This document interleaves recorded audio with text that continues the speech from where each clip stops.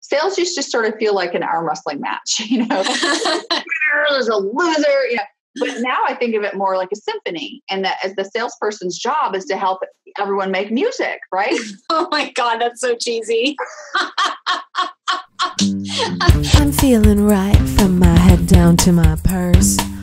I'm thinking that maybe you should be the first one in line to get just what I'm giving.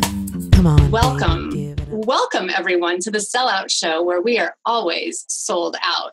I am Dianna Guerin, and I am the irreverent sales girl where my mission in life is to bring a dash of dignity to the art of selling. Hi, Diana. Hi, everyone. I'm Shawn Sandy. I'm the Chief Revenue Officer of the Selling Agency, where we coach humans how to sell to other humans. Because selling like a stressed out maniac is just not doing anyone any good. Although it does happen from time to time anyway. It does, but people smell your stress, like desperation and that stress sweat. That's a stinky cologne. Like people smell it a mile away. Like, no, get back. And they can smell it on the phone too. Yeah. Very good. So what are we going to talk about today? Okay. I want to talk about what are those personal traits that make a great salesperson. I'm doing a lot of, interviewing over the past couple of weeks and recruiting or especially new in that role, and you're interviewing people or a business owner. What does a good interview look like? What should you include? And so we'll have sort of tips for both sides, I think. I love it. I think that's great. Come on, baby, give it up to anyone who's willing. How do you really know if someone would be great in sales? And so one of the things I look for is, what have they achieved?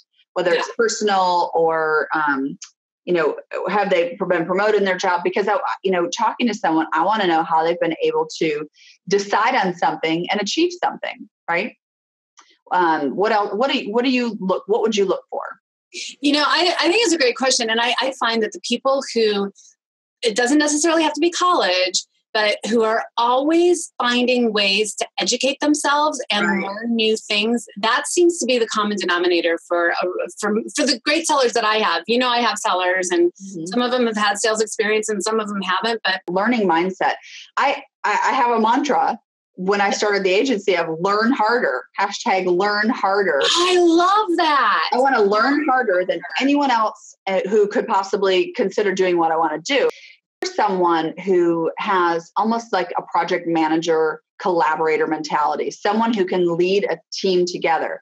And this varies depending on what kind of products you sell. Come on, baby, give it up, or my heart's gonna. You're the conductor, and you're the conductor. You've got both the client side and organizing and collaborating all those folks. Then you've got also a lot of times you have your own internal people, production and manufacturing and accounting and stuff like that. And salespeople need to be the conductor of that stupid orchestra. And then you've got the nun that comes in and sings in the middle when people are discouraged. Awesome.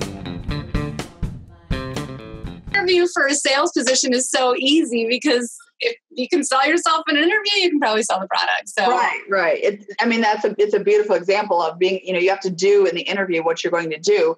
You can't say to an engineer, build me a car in the interview. Show me how you build a car. Here's some tools and some parts. I think they do it at Microsoft. Like they put you in a whiteboard and say, write the code for this.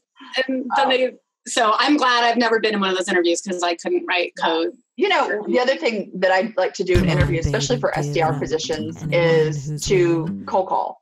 I have them do a cold call. I'll give them a scenario of who the customer might be. And then I have someone else set up who, they have them cold call. First of all, if they freak out about the possibility of doing that, they're out. This is a day in the life. If you've done it before, great. If you haven't, and you're up for adventure, I'm not expecting perfection. I'm looking for, can you think on your feet? Did you prepare as much as you can? And then just really, how do you perform in a stressful situation? Because that's what all this is. It's all pressure. It's all pressure. Yeah. That's good. Actually, that's really good. That's really. Ever heard of Peter Burwash? He was a tennis pro. So he had this rigorous interviewing process that people would pay to go through the interviewing process because they learned so much about themselves. Wow. In these interviews. He'd pick the one thing that they used the most to communicate, and he would keep them from doing it. So if there was somebody that would communicate a lot with their hands, he'd like make them tie them to their sides. And I asked him, I said, well, what would you do with me if we were in an interview situation? He said, I put a blindfold on you because you use your eyes a lot to communicate. So if they could get across a point without using their strongest communication tool, then that would be a factor. But here, you got to be able to think on your feet. So I understand where that comes from. So, did you read the Sell Me My Laptop article? I think I did. Yeah. Where the salesperson grabs the laptop and walks out of the office, and 2 hours later he calls and he's like, could you bring me my laptop back? He's like, for $200.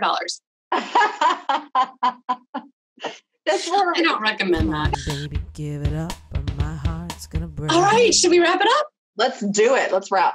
All right. So I will wrap us up by saying, stop hoping and start selling.